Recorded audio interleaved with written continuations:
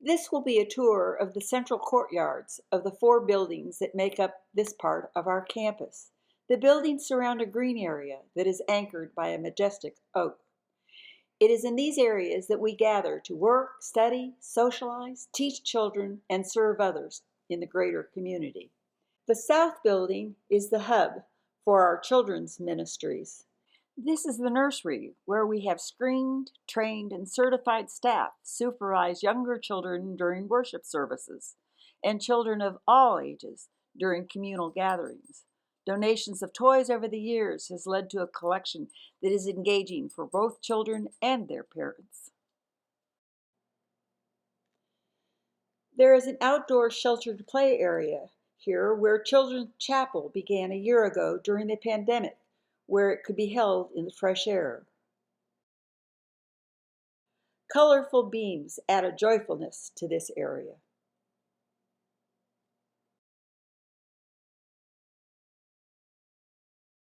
This room is where Children's Chapel is held and where children are introduced to Christian history and spirituality through godly play, which is a Montessori-based way of teaching children's Christian education.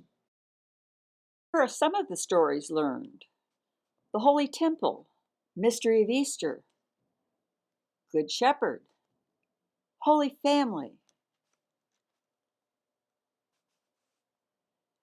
Baptism, Advent, Books of the Bible, Exodus, Ark of the Covenant, Mount Sinai, Noah's Ark.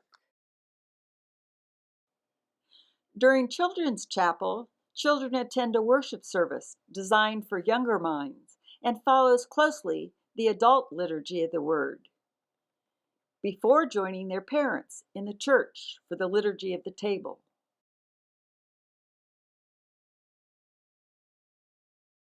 The East Building has the second largest meeting room. It is used for smaller luncheons and educational meetings, as well as community groups, such as 12 Steps programs and other support groups. They meet 4 evenings a week. There are cabinets here for their supplies and the ability to prepare coffee and snacks. Some think the name Short Hall is because of the room size. Actually, it's named for William Short, who served as rector between 1917 and 1928. Next in this building are the church offices, which include a small conference room where weekly staff meetings are held, along with other small meetings, such as Daughters of the King. The rector's office is here, which has space for private meetings and private counseling.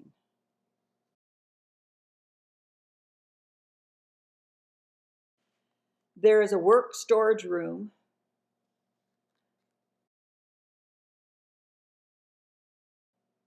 and also the parish administrator's office.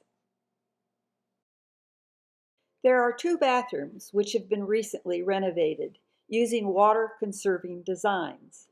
They are used primarily by our evening groups and by Open Table.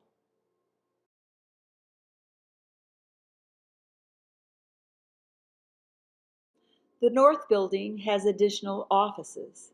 It has a small, comfortable seating area,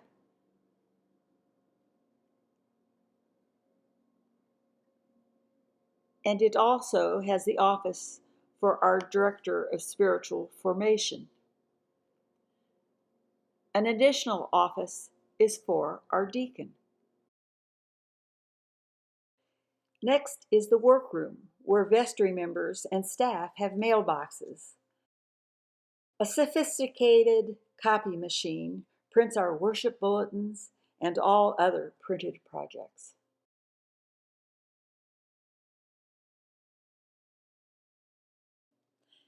Next is a small office used by visiting clergy.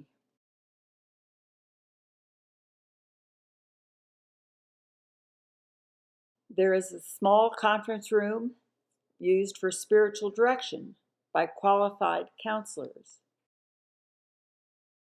Our music room is the next room in this building.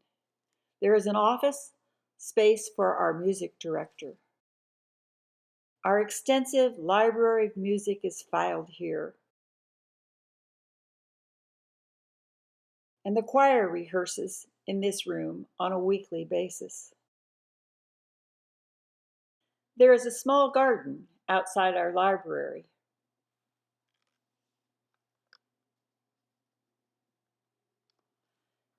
And a storage area, which is used by our open table Sunday morning ministry. They have storage there that is filled with non-perishable food, hygiene supplies, and clothing. These are distributed on Sunday mornings.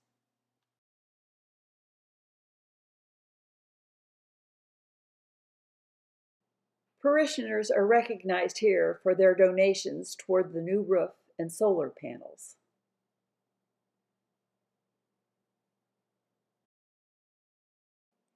In the west building is our largest gathering space, Farlander Hall, named for Arthur Farlander, a priest from 1935 to 1951.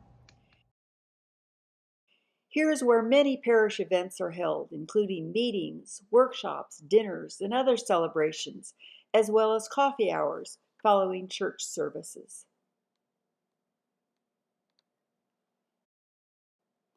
There is a parish gift and bookstore staffed by volunteers and open on Sunday mornings.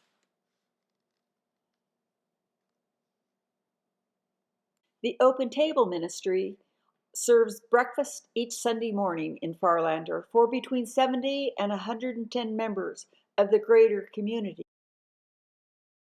We have a commercial kitchen, which is inspected and certified each year. The kitchen supports our ministries to the outside community, and those working in this ministry are also trained and certified.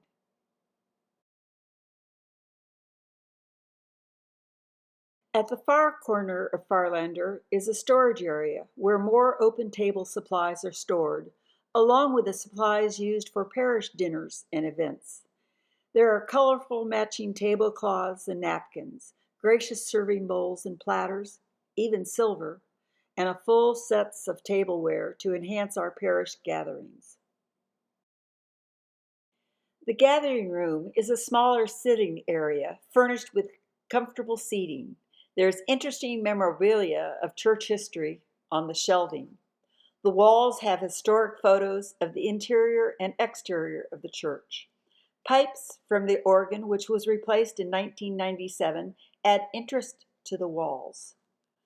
The original document of consecration, dated in 1873, is also displayed. The library holds an active collection of spiritual resource materials, which can be checked out by members of the parish. Small meetings are also held in this room, and it's been known to have luncheons as well. Up the stairs in the corner of the hall leads to a storage area.